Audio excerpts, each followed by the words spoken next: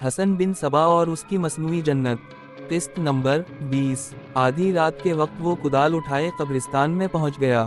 چاندنی اتنی سی تھی جس میں دن میں دیکھی ہوئی قبر تک پہنچنا مشکل نہ تھا۔ وہ جب گھر سے چلا تھا تو میمونہ نے اسے روک لیا تھا۔ معلوم نہیں میرے دل پر بوجھ سا کیوں آپ پڑا ہے، میمونہ نے کہا تھا، کیا میں آپ کے ساتھ نہیں چل سکتی؟ نہیں میمونہ، حافظ نے کہا، تمہارے سامنے امام نے کہا تھا کہ میں قبرستان میں اکیلے جاؤ، یہ شرط ہے، جس کی خلاف ورزی ہوئی تو ہماری جانیں خطرے میں آ سکتی ہے۔ میری ایک بات مانیں، میمونہ نے کہا، مجھے بچہ نہیں چاہیے، آپ ہیں تو سب کچھ ہے، اس وقت قبرستان میں نہ جائیں۔ تم تو بڑے مضبوط دل والی تھی میمونہ، حافظ نے بڑے پیارے انداز میں کہا تھا، میں میدان جنگ میں نہیں جا رہا، میں طوفانی سمندر میں نہیں جا رہا، مجھے اللہ حافظ کہو، میمونہ میرے جانے کا وقت ہو رہا ہے۔ اللہ حافظ، میمونہ نے کہا۔ حافظ اصفہانی جب میمونہ کو اللہ حافظ کہہ کر اس کی نظروں سے اوجھل ہو گیا تو میمونہ کو ہچکی سی آئی اور اس کا دل ڈوب گیا تھا، الف جیسے اسے غیب سے اشارہ ملا ہو کہ کوئی انہونی ہونے والی ہے۔ وہ اپنے کمرے میں چلی گئی اور دروازہ کھلا رکھا، اسے نیند آ جانی چاہیے تھی لیکن اس کے جسم کا رواں رواں ریش ریش بے کلی بڑھتی جا رہی تھی، رات گزرتی جا رہی تھی۔ رات کا آخری کھا شروع ہو گیا، میمونہ کو ذرا سی آہٹ سنائی دیتی تو دوڑ کر دروازے تک جاتی اور مایوس لوٹ آتی۔ اسے مؤذن کی آواز سنائی دی تو میمونہ کے دل سے ہوک اٹھی، مؤذن نے اذان کے الفاظ میں اعلان کر دیا تھا کہ رات گزر گئی ہے۔ اتنا وقت نہیں لگنا چاہیے تھا، اس کے دل نے کہا۔ دل کانپ رہا تھا، اس کا پورا وجود کانپ رہا تھا۔ اس نے وضو کیا اور مسئلے پر کھڑے ہو گئی، فجر کی پوری نماز پڑھ کر اس نے نفل پڑھنے شروع کر دیے، ہر 4 نفلوں کے بعد ہاتھ پھیلا کر اپنے خاوند کی سلامتی کی دعا مانگتی تھی۔ آنسو اس کا حسن دھوتے رہے، اس کا دل اتنی زور سے دھڑکنے لگا تھا کہ وہ اس کی آواز سن سکتی تھی۔ جب صبح کا اجالا سفید ہو گیا تو وہ حسن بن صبا کے ساتھیوں کے کمرے کی طرف اٹھ دوڑی، دونوں ہاتھ زور زور سے دروازے پر مارے اور کواڑ دھماکے سے کھلے۔ دونوں آدمی ناشتہ کر رہے تھے، انہوں نے بدک کر دیکھا۔ حافظ آدھی رات کے وقت قبرستان میں گئے تھے، میمونہ نے کہا، ابھی تک نہیں آئے، انہیں دیکھو۔ ہم دیکھنے جائیں گے، ایک نے کہا، ذرا دل مضبوط کریں، وہ آ جائیں گے۔ اس شخص نے دراصل یہ کہنا تھا کہ حافظ اصفہانی کبھی واپس نہیں آئے گا۔ گزشتہ رات یہ دونوں حافظ اصفہانی سے پہلے قبرستان میں پہنچ گئے اور اس قبر سے کچھ دور ایک گھنی جھاڑی کے پیچھے چھپ کر بیٹھ گئے تھے۔ چاندنی میں انہوں نے حافظ کو آتا دیکھ لیا، وہ قبر میں اترا اور جھک کر کھوپڑی پر حسن بن صبا کا دیا ہوا تعویذ رکھنے لگا۔ دونوں اٹھے اور حافظ کے عقب میں جا پہنچے۔ حافظ نے تعویذ کھوپڑی پر رکھ دیا، وہ جوں ہی سیدھا ہوا، پیچھے سے 2 ہاتھوں نے اس کی گردن شکنجے میں جکر لیا، دوسرے آدمی نے اس کے پیٹھ میں پوری طاقت سے گھونسا مارنے شروع کر دیے۔ تھوڑی سی دیر میں حافظ کا جسم ساکت و جامد ہو گیا، دونوں نے اچھی طرح یقین کر لیا کہ وہ مر گیا ہے، اسے دھسی ہوئی قبر میں لیٹا دیا اور واپس آ گئے۔ صبح میمونہ ان کے کمرے میں گئی اور بتایا کہ اس کا خاوند واپس نہیں آیا۔ دونوں نے جلدی جلدی ناشتہ کیا اور قبرستان کی طرف چل دیے۔ میمونہ نے کہا کہ وہ بھی ساتھ جائے گی، انہوں نے اسے ساتھ لے لیا۔ قبرستان میں پہنچے تو دور سے انہیں اس قبر کے ارد گرد چند ایک آدمی کھڑے نظر آئے۔ وہ میمونہ کے ساتھ پہنچے تو میمونہ کو دھسی ہوئی قبر میں اپنے خاوند کی لاش پڑی دکھائی دی۔ میمونہ کی چیخ نکل گئی، لوگوں کی مدد سے لاش اٹھا کر سرائے میں لے آئے۔ حسن بن صبا کو اطلاع ملی تو دوڑتا باہر آیا، اسے تو اس کے ساتھیوں نے رات کو آ کر بتا دیا تھا کہ وہ اس کے حکم کی تعمیل کر آئے ہیں۔ حسن بن صبا نے انہیں خاص شراب پلائی تھی۔ یاد رکھو دوستوں، حسن بن صبا نے انہیں کہا تھا، جس پر ذرا سا بھی شک ہو اسے ختم کر دو، یہ شخص ہمارے لیے خطرناک ہو سکتا تھا، اس کی بیوی اب ہمارے ساتھ رہے گی، اس کے پاس مال و دولت بھی ہے، یہ بھی اب ہمارا ہے، جاؤ اور صبح کا انتظار کرو۔ صبح اسے اطلاع ملی کہ قبرستان سے حافظ اصفہانی کی لاش آئی ہے تو وہ کمرے سے دوڑتا نکلا اور لاش تک پہنچا۔ اس نے لاش کو ہر طرف سے دیکھا، دونوں ہتھیلیاں دیکھیں اور گھبراہٹ کی ایسی اداکاری کی کہ دیکھنے والوں پر خوف و ہراس طاری ہو گیا۔ اس نے میمونہ کو دیکھا جس کی آنکھیں رو رو کر سوج گئی تھیں۔ میمونہ، حسن بن صبا نے کہا، میرے ساتھ آؤ جلدی، ایک لمحہ دیر نہ لگانا۔ اس نے اپنے ایک ساتھی سے کہا، تم بھی میرے ساتھ آؤ، وقت بہت تھوڑا رہ گیا ہے۔ وہ میمونہ اور اپنے ساتھی کو اپنے کمرے میں لے گیا اور دروازہ بند کر لیا۔ رونا بند کرو میمونہ، اس نے گھبرائے ہوئے لہجے میں کہا، فرش پر بیٹھ جاؤ، تمہارا خاوند کوئی غلطی کر بیٹھا ہے، ایک بڑی ہی خبیث بدرو نے اس کی جان لی ہے، یہ بدرو ابھی تک غصے میں ہے، میں نے اس کی سرگوشی سنی ہے، تمہاری جان بھی خطرے میں ہے، چونکہ یہ عمل اس لیے کیا گیا تھا کہ تمہاری کوکھ سے بچہ پیدا ہو، اس لیے یہ بدروح تمہیں بھی اسی طرح مارنا چاہتی ہے، میں ابھی تمہاری حفاظت کا انتظام کر دیتا ہوں۔ اس نے میمونہ کا چہرہ اپنے دونوں ہاتھوں میں لے کر اس کی آنکھوں میں آنکھیں ڈالی اور کچھ بڑبڑانا شروع کر دی، وقفے وقفے سے وہ میمونہ کی آنکھوں میں پھونک مارتا تھا، میمونہ جو بلک بلک کر رو رہی تھی اور ایسی بے چین کے ہاتھ نہیں آتی تھی، پرسکون ہونے لگی، زیادہ دیر نہیں گزری تھی کہ اس نے سکون اور اطمینان کی لمبی آہ بھری، جیسے اس کا خاوند زندہ ہو گیا ہو۔ حسن بن صبا نے اسے فرش سے اٹھا کر اپنے پاس بٹھا لیا۔ میں نے حافظ کو خبردار کر دیا تھا، حسن بن صبا نے کہا، لیکن اسے ایک بچے کا اتنا شوق تھا کہ اس نے میری پوری بات توجہ سے نہ سنی۔ میں خدا کا شکر ادا کرتا ہوں کہ میں نے تمہیں دیکھ لیا اور اس بے رحم بدروح کو بھی دیکھ لیا۔ وہ ابھی تک حافظ پر منڈلا رہی تھی اور بار بار تمہاری طرف دیکھتی تھی۔ میں نے تمہیں محفوظ کر لی ہے، لیکن تمہیں 2 چاند میرے ساتھ رہنا پڑے گا۔ اگر تم اس سے پہلے میرے سائے سے دور ہو گئی تو تمہارا انجام اپنے خاوند سے زیادہ برا ہوگا۔ یہ آپ کا کرم ہے یا امام؟ میمونہ نے کہا، میں آپ کے سائے میں نہیں رہوں گی تو جاؤں گی کہاں؟ میری منزل اصفہان ہے، وہاں تک میں تمہیں بخیر و خوبی پہنچاؤں گا۔ حسن بن صبا نے کہا، میرے محافظ تمہاری منزل تک تمہارے ساتھ جائیں گے، لیکن تمہارا خاوند کہہ رہا تھا کہ وہ سلجوقی سلطنت کے حکمران سلطان ملک شاہ سے ملنے مرو جائے گا، اس نے آپ کو یہ بھی بتایا تھا کہ وہ مرو کیوں جائے گا؟ میمونہ نے کہا، ہم نے خلجان شاہ در اور اس علاقے میں جو دیکھا ہے وہ سلطان ملک شاہ کو بتانا تھا، خصوصاً خلجان میں کوئی ایسا فرقہ تیار ہو گیا ہے جس کے عقیدے لوگوں کے دلوں میں اتر گئے ہیں۔ یہ لوگ اپنے آپ کو مسلمان کہتے ہیں، لیکن ان کے اعمال نہ صرف یہ کہ غیر اسلامی ہیں، بلکہ یوں معلوم ہوتا ہے جیسے یہ فرقہ اسلام کو بالکل ہی مسخہ کر دے گا۔ سنا ہے اس فرقے نے جانبازوں کا ایک گروہ تیار کر لی ہے جو اپنی جانوں کی بازی لگا کر اپنے مخالفوں کی جانیں لیتا ہے۔ تمہارے خاوند نے مجھے یہ ساری باتیں بتائی تھیں۔ حسن بن صبا نے کہا، تم یہ بتاؤ کہ تم اس سلسلے میں کیا کرنا چاہتی ہو؟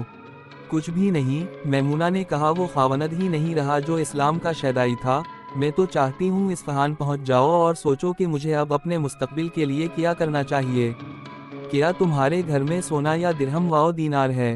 حافظ اصفہانی ایک جاگیر کا مالک تھا، میمونہ نے جواب دیا، سونا بھی ہے، درہم و دینار بھی ہے، جو گھر کے ایک دیوار میں چھپا کر رکھے ہوئے ہیں۔ یہ تو ایک مدفون خزانہ ہے، لیکن زندگی کا ساتھی ہی نہ رہا تو میں اس خزانے کو کیا کروں گی؟ کوشش کروں گی کہ اپنی بیٹی شمونہ کی تلاش میں مروں اور لے جاؤ۔ آپ ہی نے بتایا ہے کہ وہ امیر شہر ابو مسلم رازی کے پاس ہوگی۔ حسن بن صبا کو دھچکا سا لگا، وہ ایک رات پہلے اس عورت کو بتا چکا تھا کہ اس کی بیٹی کہاں ہے، اب اسے خیال آیا کہ اس عورت کو سلطان ملک شاہ اور ابو مسلم رازی کے پاس نہیں جانا چاہیے، ورنہ وہ خلجان پر حملہ کرا دے گی اور اسے گرفتار کرا دے گی۔ پہلے اپنی منزل پر پہنچو۔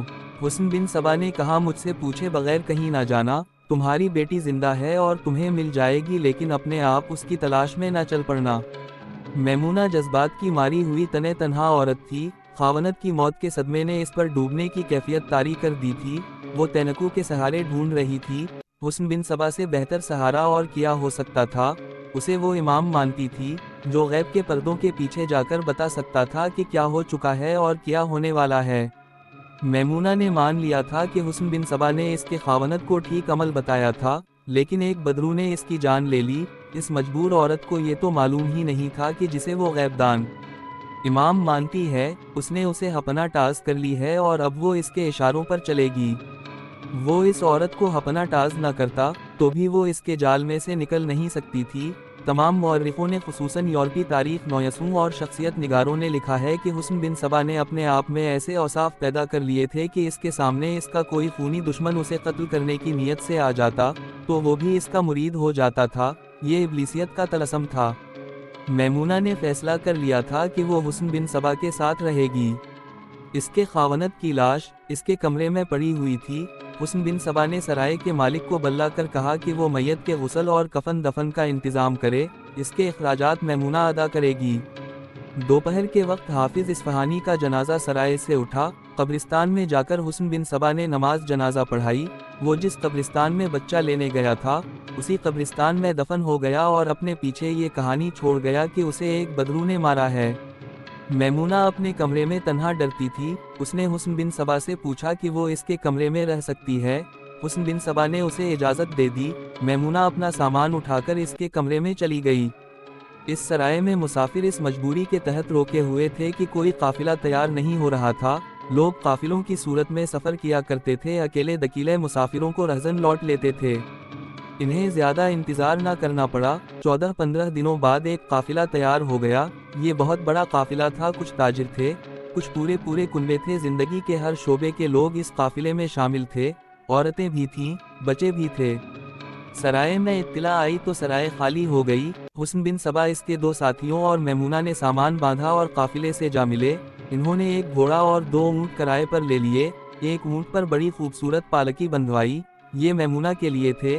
قافلے کی روانگی سے پہلے میمونہ کو پالکی میں بٹھا دیا گیا اور حسن بن سبا اپنے ساتھیوں کے ساتھ ذرا پرے جا کھڑا ہوا۔ اس عورت پر نظر رکھنا، حسن بن سبا نے اپنے ساتھیوں سے کہا، یہ اپنے خاوند سے زیادہ خطرناک ہو سکتی ہے۔ میں نے اس کا راستہ بند تو کر دیا ہے، پھر بھی یہ دوسرے مسافروں سے نہ ہی ملے تو اچھا ہے۔ اس کا گھر اصفہان میں ہے، اپنے مکان کی ایک دیوار میں اس کے خاوند نے اچھا خاصا خزانہ چھپا کر رکھا ہوا ہے، اس سے یہ خزانہ نکلوانا ہے اور اس کے گھر میں ہی اس عورت کو دفن کر دینا۔ اگر اسے زندہ رہنے دیا گیا تو یہ کسی بھی دن اپنی بیٹی سے ملنے ابو مسلم رازی کے شہر کو روانہ ہو جائے گا۔ قافلہ چل پڑا۔ بہت دنوں کی مسافت کے بعد قافلہ بغداد پہنچا۔ لوگ 2-4 دن آرام کرنا چاہتے تھے، بہت مسافروں کی منزل بغداد ہی تھی، اتنے ہی مسافر بغداد سے قافلے سے آملے۔ حسن بن سبا نے اپنے ساتھیوں کو ایک سرائے میں لے گیا، جس میں انہیں کمرے مل گئے۔ وہاں چند ایک عورتیں بھی ٹھہری ہوئی تھیں، ان کے ساتھ ان کے آدمی بھی تھے۔ دوسری صبح تھی، میمونہ اپنے کمرے سے باہر نکلی، اسے اپنا خاوند بہت یاد آ رہا تھا اور وہ بہت ہی اداس ہو گئی تھی۔ حسن بن سبا نے خود ہی اسے کہا تھا کہ وہ باہر گھومے پھرے، سرائے کے باہر نہ جائے اور عورتوں میں جا بیٹھے۔ وہ باہر نکلی تو اسی کی عمر کی ایک عورت سامنے آ گئی، وہ بھی حلب کی سرائے سے اپنے کنبے کے ساتھ قافلے میں شامل ہوئی تھی اور وہ اسی سرائے میں ٹھہری تھی۔ اسے معلوم تھا کہ میمونہ کا خاوند قبرستان میں ایک بدروح کے ہاتھوں مارا گیا تھا، لیکن یہ عورت میمونہ سے پوچھ نہیں سکتی تھی کہ اس کا خاوند کس طرح مارا گیا تھا۔ بغداد میں میمونہ اس کے سامنے آ گئی۔ ہم سفر ہو کے ہم ایک دوسرے سے بیگانہ ہیں، اس عورت نے میمونہ سے کہا، عورت کا درد عورت ہی سمجھ سکتی ہے۔ کچھ دیر کے لیے میرے پاس نہیں آؤں گی؟ میرے ساتھ میرا خاوند اور اس کا ایک بھائی ہے، 2 بچے ہیں۔ میمونہ اداس مسکراہٹ سے اس کے ساتھ اس کے کمرے میں چلی گئی۔ مرد ایک طرف ہو کر بیٹھ گئے۔ یہ تو بتاؤ بہن، اس عورت کے خاوند نے میمونہ سے پوچھا، تمہارا خاوند رات کے وقت قبرستان میں کیا کرنے گیا تھا؟ امام نے اسے بھیجا تھا، میمونہ نے کہا، کہنا تو یہ چاہیے کہ اسے موت لے گئی تھی، وہ ایک بچے کا خواہشمند تھا۔ میمونہ نے ساری بات لفظ با لفظ سنا دی۔ کیا تمہارے خاوند نے کوئی اور باتیں بھی کی تھیں؟ اس شخص نے پوچھا، میں دراصل یہ پوچھنا چاہتا ہوں کہ تمہارا خاوند اس شخص کو جانتا تھا جسے تم امام کہتی ہو؟ باتیں تو بہت ہوئی تھیں، میمونہ نے جواب دیا، میرا خاوند امام کو پہلے نہیں جانتا تھا، ہم مصر سے جہاز میں آ رہے تھے، بڑا ہی تیز واو تنت طوفان آ گیا، جہاز کا ڈوب جانا یا یقینی تھا، لیکن اس امام نے کہا کہ جہاز نہیں ڈوبے گا، طوفان سے نکل جائے گا، جہاز نکل آیا۔ یہاں سے بات چلی تو بہت سی باتیں ہوئیں، اس عورت کا خاوند قریب کر باتیں پوچھ رہا تھا۔ میمونہ کو شک ہوا کہ یہ آدمی کوئی خاص بات معلوم کرنا چاہتا ہے۔ میرے بھائی، میمونہ نے پوچھا، معلوم ہوتا ہے آپ کوئی خاص بات معلوم کرنا چاہتے ہیں؟ ہاں بہن، اس نے کہا، میرا خیال ہے کہ میں نے خاص بات معلوم کر لی ہے، میں تمہیں اس آدمی سے خبردار کرنا چاہتا ہوں، اس شخص کا نام حسن بن سبا ہے اور یہ ایک شیطانی فرقہ کا بانی ہے، اسے تم امام کہتی ہو، یہ اگر امام ہے تو اس شیطانی فرقے کا امام ہے، اس کا استاد احمد بن عطاش ہے اور ان لوگوں نے خلجان کو اپنے فرقے کا مرکز بنایا ہے، یہ دونوں شیطان کا نام لیے بغیر لوگوں کو شیطان کا پجاری بنا رہے ہیں اور نام اسلام کا لیتے ہیں۔ میرے خاوند نے اس کے ساتھ یہ بات کی تھی، میمونہ نے کہا، اور کہا تھا کہ وہ سلطان ملک شاہ اور حاکم ابو مسلم رازی کے پاس جا رہا ہے اور انہیں کہے گا کہ احمد بن عطاش اور حسن بن سبا کے خلاف جنگی کارروائی کریں اور اسلام کی اصل روح کو بچائیں۔ میرے خاوند نے جب اسے یہ کہا کہ وہ آپ کا ہم نام ہے، تو حسن بن سبا نے کہا کہ اس کا نام حسن بن سبا ہے، حسن بن سبا نہیں۔ میرے خاوند نے حسن بن سبا اور عسکہ فرقے کے خلاف بہت باتیں کی تھیں اور یہ اس نے 2-3 بار کہا تھا کہ میں اس فرقے کو نیست و نابود کرا دوں گا۔ میری عزیز بہن، इस आदमी ने, जो खासा दानिशमंद लगता था, कहा तुम्हारा खावनत कत्ल हुआ है। इतनी अच्छी हैसियत और अक्ल व होश वाला आदमी ये ना समझ सका कि मर्दे किसी जिंदा इंसान को बच्चा नहीं दे सकते, और हुस्न बिन सबा जैसे शैतान फितरत इंसान की लिखी हुई पर्ची पर अल्लाह तबारक व ताला किसी की मुराद पूरी नहीं किया करता। हुस्न बिन सबा ने तुम्हारे खावनत की दिल्ली मुराद सुनी तो उसने फौरा सोच लिया कि अपने इस खतरनाक मुखालिफ को वो किस तरह कत्ल कर सकता है। उसने तुम्हारे खावनत को आधी रात को कब्रिस्तान में भेजा और पीछे अपने आदमी भेजकर उसे कत्ल करवा दिया। मैं भी इसके साथ यही बातें कर चुकी हूँ, मैमूना ने कहा, और मुझे अब ख्याल आता है कि इसने मुझसे ये भी अगलवा लिया है कि मेरे खावनद ने इस्फहान में अपने रहायशी मकान की एक दीवार में बहुत सा सोना और अच्छी खासी रकम छुपा कर रखी हुई है। इसने क्या कहा था? इसने कहा कि मैं तुम्हें इस्फहान तक अपने आदमियों की हिफाजत में पहुंचाऊंगा, मैमूना ने कहा। वो तुम्हारे साथ अपने आदमी ज़रूर भेजेगा, उस शख्स ने कहा। फिर जानती हो क्या होगा? तुम्हारे खावनत का खजाना दीवार से बाहर आ जाएगा और तुम दीवार के अंदर होगी, किसी को पता ही नहीं चलेगा कि तुम कहाँ गायब हो गई। इस हुस्न बिन सबा के हुक्म से ये फ़िरका कई सालों से काफिलों को लौट रहा है। काफिलों से ये ज़रो जवाहरात और रकम लूटते हैं और खूबसूरत कमसिन और नौजवान लड़कियों को अगवा करके ले जाते हैं। मैं एक काफिले में लूट चुकी हूँ, मैमूना ने कहा। मेरा पहला खावनत डाकुओं के हाथों मारा गया था और वो मेरी एकलौती बेटी को उठा ले गए हैं। तुम्हारी बेटी इन्हीं के पास होगी, इस आदमी ने कहा। सब बातें हो चुके, मैमूना ने कहा। मैंने सब बातें समझ ली हैं। मैंने देखा है कि ये शख्स हुस्न बिन सबा जब आंखों में आंखें डालकर बात करता है तो इसका एक एक लफ्ज़ दिल में यूं उतरता जाता है जैसे ये लफ्ज़ आसमान से उतर रहे हो। मैं हैरान हूँ कि सल्जोकी सुल्तान और इसके अमरा, जो अपने आप को सही अल-अक़ीदा मुसलमान समझते हैं और इस्लाम की पासबानी का भी दावा करते हैं, वो बेखबर हैं कि उनकी सरहद के साथ साथ क्या हो रहा है। उनके बेखबर होने की एक वजह है, उस शख्स ने कहा। उनके जासूस उन बातिल परस्तों के इलाके में जाते हैं, लेकिन वहाँ उन पर ऐसा नशा तारी हो जाता है कि वो वहीं के होके रह जाते हैं। उनमें से बाज़ इन बातिनीवा के गरुयदा होकर उनके जासूस बिन के वापस आ जाते हैं, वहाँ की बातें गलत बताते हैं और सल्जोकी हुक्मरानों की सही खबरें बातिनीवा को देकर उनके हाथ मजबूत करते हैं। उनमें ऐसे भी होते हैं जो गद्दारी नहीं करते, दियानतदारी से जासूसी करते हैं। वो वहाँ पर इसरार तरीक़ों से कत्ल हो जाते हैं। हुस्न बिन सबा ने जासूसों और मशकूक लोगों को पकड़ने का जो निज़ाम बना रखा है, इसमें इतनी गहरी नज़र रखते हैं कि बाहर के जासूस को फ़ौरन पहचान लेते हैं। इन्हें हुक्म मिला हुआ है कि ऐसा कोई भी आदमी नज़र आए उसे कत्ल कर दो। आप ये सारी बातें जानती हैं, मैमूना ने पूछा। फिर आप ये सुल्तान मुल्क शाह तक क्यों नहीं पहुंचाते? इन बच्चों के खातिर, उसने कहा। मैं मारा गया तो उनका क्या बनेगा? मैं मरो यारे तक कैसे पहुंच सकती हूँ? मैमूना ने पूछा। पता चला है मेरी बेटी वहाँ है। मालूम नहीं ये कहाँ तक सच है, लेकिन मुझे इस बेटी से इतनी मोहब्बत है कि मैं उसकी तलाश में जाऊंगी। ज़रूर मुश्किल ये है कि मैं उस शख्स हुस्न बिन सबा की कैदी हूँ। हमारी मंजिल का रास्ता दूर से गुजरता है। अगर मैं वहाँ तक पहुँच जाऊँ तो सुल्तान तक भी पहुँच जाऊँगी। तुम्हें वैसे भी यहाँ से निकल जाना चाहिए, इस आदमी ने कहा। उस शख्स ने, आखिर तुम्हें कत्ल करना है? मैं इस औरत के लिए एक कुर्बानी दे सकता हूँ, इस आदमी के भाई ने, जो अभी तक खामोश बैठा था, कहा। अगर ये यहाँ से भागने के लिए तैयार हो तो आज ही रात भाग चले, मैं इसका साथ दूंगा। मेरे पास घोड़ा है, उसके लिए किसी का घोड़ा चोरी कर लेंगे। हमारे पास किराए का घोड़ा है, मैमूना ने कहा, और मैं पकी सवार हूँ। घोड़ा कैसा ही मोहज़ोर क्यों ना हो, ज़मी कैसी ही नाहमवार क्यों ना हो, मैं संभल कर हर चाल और हर रफ्तार पर सवारी कर सकती हूँ। क्या आप मुझे इजाज़त देते हैं, भाई जान? इस जवान साल आदमी ने अपने भाई से पूछा।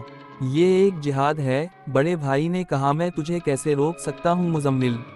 इन्होंने मैमूना को फरार करा के रे पहुँचाने का बड़ा ही दलीराना मंसूबा तैयार कर ली। मैमूना अपने कमरे में हुस्न बिन सबा के पास चली गई। ये कैसे लोग हैं जिनके यहाँ तुम इतना वक्त गुजार आई हो? हुस्न बिन सबा ने पूछा। कोई आम से लोग हैं, मैमूना ने कहा। इस्फहान जा रहे हैं, हाफिज इस्फहानी को जानते थे, उसी की बातें करते रहे। अब मैं बाहर जा रहा हूँ, हुस्न बिन सबा ने कहा। तुम आराम कर लो। हुस्न बिन सबा के जाने के बाद मैमूना ने अपनी कीमती चीज़ें और कपड़े छोटी सी एक गठरी में बांधकर पिलिंगा के नीचे रख दिए। रात को हुस्न बिन सबा गहरी नींद सो गया तो मैमूना निहायत आहिस्ता नीचे से घड़ी निकाली और दबे पाँव बाहर निकल गई। सबके घोड़े बाहर बंधे हुए थे, उनकी ज़ैन वगैरह उनके पास ही थी। मैमूना का हमसफ़र मुज़म्मिल आफंदी बहुत पहले बाहर निकल गया था। दिन के वक्त इसने मैमूना का घोड़ा देख लिया था। मुजम्मिल ने दोनों घोड़ों पर ज़ैन किस दी थी। मैमूना पहुंच गई, गठरी अपने घोड़े की ज़ैन के साथ बांधी और घोड़े पर सवार हो गई। मुजम्मिल आफंदी भी घोड़े पर सवार हुआ और दोनों घोड़े चल पड़े। पहले वो आहिस्ता आहिस्ता चले, फिर तेज़ हो गए और जो शहर के दरवाजे से निकले तो और तेज़ हो गए। कुछ दूर जाकर इन्होंने एड़ लगाई और घोड़े सरपट दौड़ पड़े। सुबह हुस्न बिन सबा की आंख खली तो उसने मैमूना को गायब पाया। अपने साथियों के कमरे में जाकर इन्हें कहा कि उसे ढूंढे। इस वक्त तक मैमूना बगदाद से 60 मील दूर पहुंच चुकी थी। वो सलजूकियों के पास चली गई है। हुस्न बिन सबा ने उस वक्त कहा जब उसे पता चला कि घोड़ा गायब है, हम काफिले का इंतजार नहीं करेंगे, हमें फौरन इस्फहान पहुंचना चाहिए। वहां से खलजान की सूरत हाल मालूम करके वहां जाएं। अहमद बिन अताश को खबरदार करना जरूरी है। उनके पास 2 ऊँट थे। इन्होंने एक अच्छी नस्ल का घोड़ा किराए पर ले लिया और उसी वक्त रवाना हो गए। दोनों ऊँटों का मालिक और घोड़े का मालिक भी उनके साथ थे। मुजम्मिल आफंदी और मैमूना इतनी तेज गए थे और इन्होंने इतने कम पड़ाव किए थे कि 3 दिनों बाद रे पहुंच गए और सीधे अमीर शहर अबू मसलम राजी के यहाँ चले गए। दरबान से कहा कि वो अमीर शहर से मिलना चाहते हैं। क्या काम है? दरबार ने पूछा। कहाँ से आए हो? तुम हो कौन? क्या हमारे घोड़ों का पसीना नहीं बता रहा कि हम बहुत दूर से आए हैं? मैमूना ने कहा, हमारे चेहरे देखो, हमारे कपड़ों पर गर्द देखो। अमीर से कहो एक माँ अपनी बेटी की तलाश में आई है। कुछ ही देर बाद वो और मुजम्मिल अबू मसलम राजी के कमरे में इसके सामने खड़े थे। बहुत दूर से आए लगते हो, अबू मसलम राजी ने कहा। बगदाद से, मुजम्मिल ने जवाब दिया।